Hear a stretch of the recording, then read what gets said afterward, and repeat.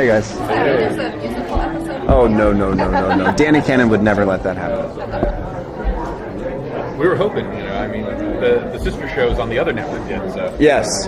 Well, if you want to see a musical episode of Gotham, you have to come to a karaoke party, which we have often. Drew and I, David throws down. He likes to do the rap. So is that an open invite? If you can figure out where we are and when, yes. What is motivating you as you move forward now, writing up these next episodes? Finding an identity, feeling significant, having worth, finding fun, entertaining himself, making people respect him. But I think the number one thing is figuring out who he is. He just doesn't know, and he's like this amoeba, that just can't really figure out what's going on. And it almost feels like, and I like to think of this with him, it almost feels like there are lives that he could have had or should have had, and he missed it. And so now he's like gotta just figure something out with the world and the body that he's in and with this mind, I think when he lost Kristen, it's like something was actually stolen from him. That was the only time he's felt like a normal person, and he ruined it, No, I mean, sure, you can get over stuff, but I think it's actually terrible when you lose someone that you love, and he's not someone that deals with feelings well. So just move on, and he says sometimes he feels. I think he says it to Jim Gordon. It's like this is fate. This is my fate. I didn't make this choice. This is happening to me, and I have to just go with it. And it doesn't help that the next girlfriend had the same exact face. Yeah. Is that gonna be the theme in if we can get Chelsea back a third time, I'm down. I love her. She'll be a brunette this time. Yeah. Blonde brunette. Yeah. How does it feel to finally kind of, the character's coming into his own? How does it feel to kind of come into your own on the show, kind of getting this bigger? It's great, man. I feel very fortunate to now be like a pillar of the show, especially from where we came. It's like Danny said at the panel,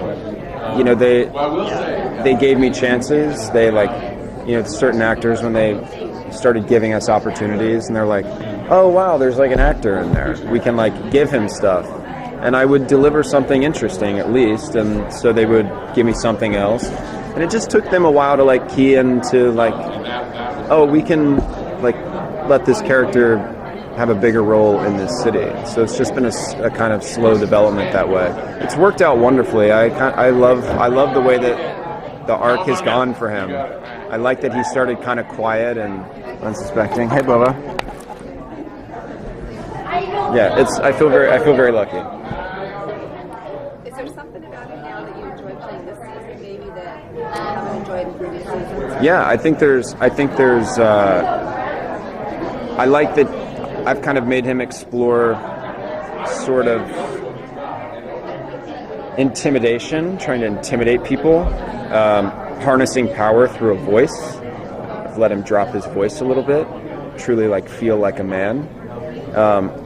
I like that he's kind of leaned into being a violent person for a little bit. I don't think that necessarily has to stay or be something that defines him, but I think having a period of his life where he's really okay with being physically secure and protecting himself, I think that's great.